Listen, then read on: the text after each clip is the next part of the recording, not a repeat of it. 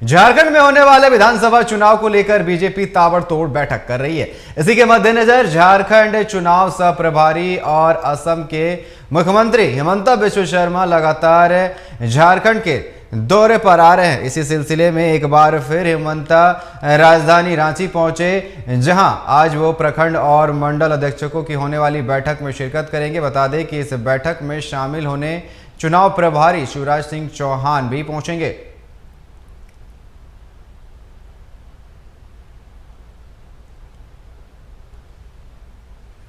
तो आपको बता दें कि आगामी विधानसभा चुनाव को लेकर के बीजेपी जो है वो तैयारियों में जुट गई और लगातार एक्शन मोड में नजर आ रही है। और आपको बता दें लगातार प्रखंड और मंडल अध्यक्षों की बैठक की जा रही है जगह जगह पर। वहीं आपको बता दें आगामी विधानसभा चुनाव को लेकर के चुनाव प्रभारी शिवराज सिंह चौहान और असम के सीएम सह चुनाव प्रभारी हिमंता बिश्व शर्मा लगातार जो है झारखंड की दौरे पर पहुंच रहे हैं। और आपको बता दें कल देर शाम भी हिमंता बिश्व शर्मा रांची पहुंचे, जो आज आपको बता दें कि प्रखंड और मंडल अध्यक्षों की बैठक में शामिल होंगे। साथ ही चुनाव प्रभारी शिवराज सिंह चौहान भी इस बैठक में शामिल होंगे।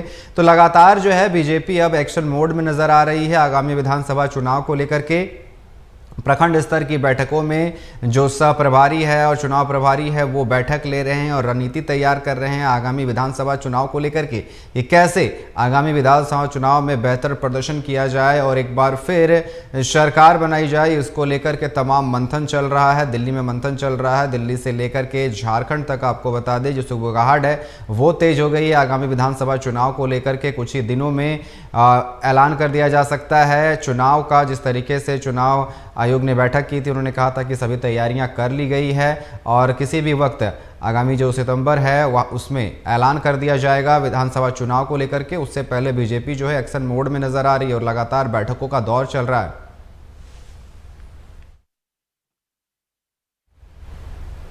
और सुगबुगाहट तेज हो गई है विधानसभा चुनाव को लेकर के। आपको बता दें कि कुछ ही दिनों में चुनाव की घोषणा भी की जा सकती है। ऐसे में बीजेपी जो है लगातार एक्शन मोड में नजर आ रही है। चुनाव प्रभारी और सह चुनाव प्रभारी लगातार झारखंड का दौरा कर रहे हैं और बैठक कर रहे हैं। ऐसे में आज एक प्रमंडल और मंडल अध्यक्षों की बैठक होने वाली है, जिसमें आपको बता दें सह प्रभारी हिमंता बिश्व शर्मा और चुनाव प्रभारी शिवराज सिंह चौहान शिरकत करेंगे। और इस पर अधिक बात करने के लिए हमारे साथ लाइव जुड़ चुके हैं हमारे editor in chief Rakesh Kumar ji. Rakesh ji, जिस तरीके से एक तरह से बिगुल बज चुका है आगामी विधानसभा चुनाव का, कुछ दिनों में ऐलान भी किया जा सकता है विधानसभा चुनाव के। ऐसे में झारखंड में लगातार जो बीजेपी के सह प्रभारी और चुनाव प्रभारी है झारखंड का दौरा कर रहे हैं और बैठक कर रहे हैं। ऐसे में आज एक बैठक होने वाली है प्रखंड और मंडल अध्यक्षों की, इसमें दोनों शामिल होने वाले। कहीं ना कहीं ये बैठक काफी अहम मानी जा रही है बीजेपी के लिए।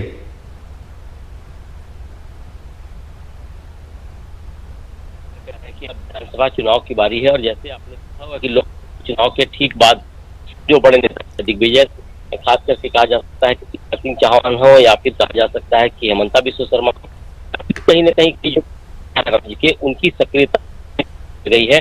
बैठकों का दौर भी चल रहा है और साथ ये कहा जा रहा है कि जब तमाम ग्राउंड स्तर पर बातचीत की जाती है तब उसकी तैयारी होगी। तो ये एक बड़ी बैठक आज कही जा सकती है। मंडल स्तर के अध्यक्षों को बुलाया गया है और साथ साथ बड़े पदाधिकारी वहां मौजूद रहेंगे पार्टी के।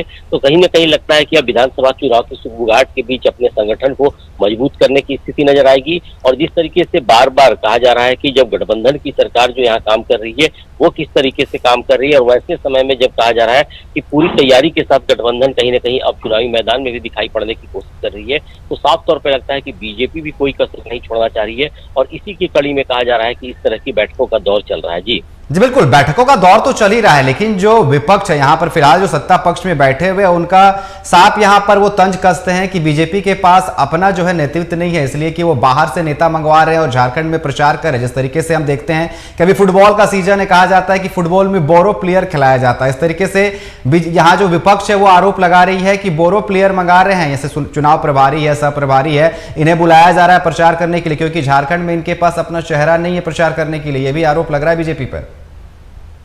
देखिए, जाहिर सी बात है कि जिस तरीके से बीजेपी बड़ी पार्टी है तो उनकी पार्टी की तरफ से अमूमन जब बड़े नेता पहुंचते हैं तो कहीं ना कहीं मंडल स्तर पे हो या ग्राउंड स्तर पर भी जाकर बातचीत करते हैं। आपने देखा होगा कि प्रदेश प्रभारी के रूप में लक्ष्मीकांत वाजपेयी ने पिछले लगभग लोकसभा चुनाव के ठीक पहले 1-1.5 साल पहले से ही पूरी तैयारी कर ली थी और ग्राउंड स्तर पर जाकर बातचीत करनी शुरू कर दी थी।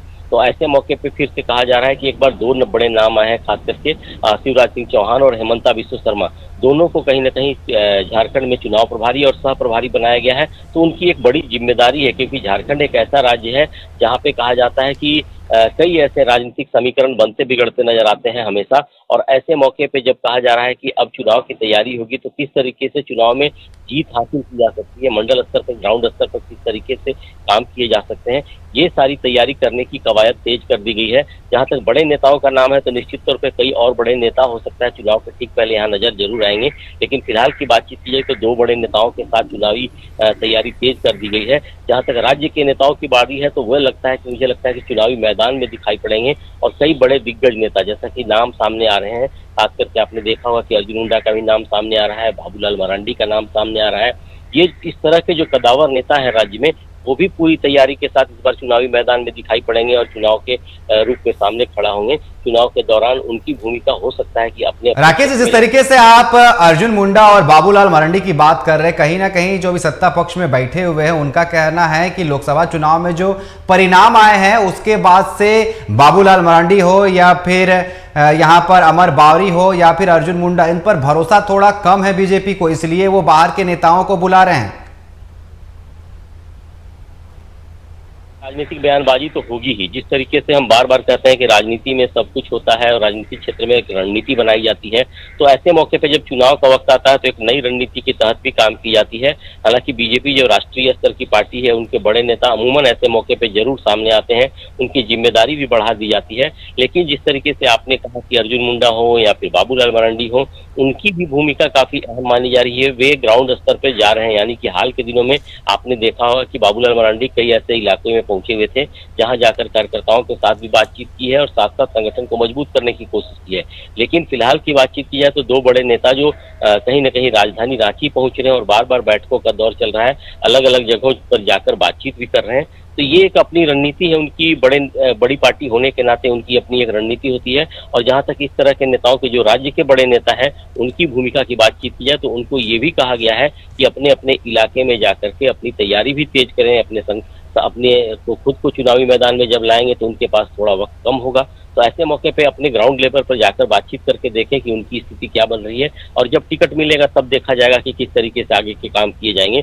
लेकिन साफ तौर पे लगता है कि बीजेपी के पास जो विधानसभा के पहले लोकसभा के परिणाम आए हैं, उसमें जो संकेत आ रहे हैं, खास करके उसमें एक बात का जिक्र उनकी तरफ से बार बार किया जा रहा है कि 50 से अधिक सीटों पर उनको विधानसभा वाइज अगर कैलकुलेट किया जाए तो ज्यादा वोट पड़े हैं। तो ऐसे मौके पे कहा जा रहा है कि अब वो किस तरीके से लोकसभा के परिणाम के साथ साथ अब विधानसभा के परिणाम को किस तरीके से सामने लाया जा सकता है, इसकी तैयारी है। और इसी में ही सारे मुद्दों को लेकर अब बैठकों का दौर चल रहा है। जी बिल्कुल, बैठकों का दौर तो चल रहा है। जिस तरीके से आप बता रहे हैं कि कहीं ना कहीं बीजेपी का कहना है कि 51 विधानसभा सीटों पर वो आगे चले थे लोकसभा चुनाव में, लेकिन जिस तरीके से अभी सीएम हेमंत सोरेन एक्शन में नजर आ रहे हैं, कहीं ना कहीं पूरे झारखंड वासियों को सौगात दे रहे हैं और आधी आबादी की, जिस तरीके से महिलाओं की बात करते हैं, उनके लिए तमाम सौगात ला रहे हैं। कहीं ना कहीं बीजेपी को सोचनी पड़ेगी इसको लेकर के कि सीएम जिस तरीके से सौगात दे रहे हैं, कहीं ना कहीं उनका नजर जो है आगामी विधानसभा चुनाव को लेकर के है।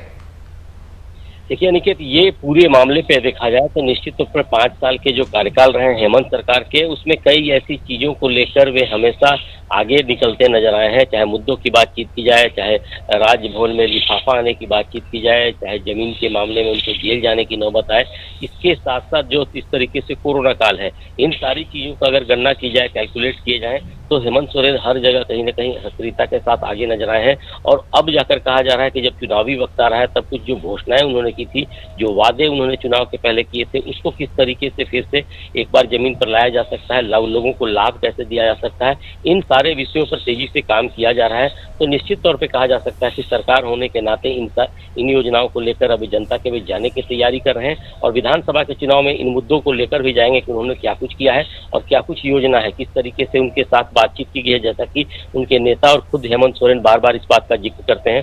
तो अभी चुनाव का वक्त आने में थोड़ा वक्त जरूर है, लेकिन साफ तौर पे लगता है कि दोनों ही पार्टियों की तरफ से अब पूरी रणनीति के साथ मैदान में उतरने की तैयारी की जा रही है। एक तरफ जहां संगठन मजबूत करने की तैयारी है बीजेपी की, वहीं कहा जा रहा है कि अपने कार्यों के आधार पे और अपनी घोषणाओं के आधार पे हो सकता है कि हेमंत सोरेन और उनके सहयोगी पार्टियां चुनावी मैदान में दिखाई पड़ेंगी। जी जी राकेश जी, बिल्कुल अब देखने वाली बात होगी कि जिस तरीके से बीजेपी के सह प्रभारी और चुनाव प्रभारी लगातार झारखंड का दौरा कर रहे हैं, बैठकें कर रहे हैं, इसका फायदा कितना मिलता है आगामी विधानसभा चुनाव में।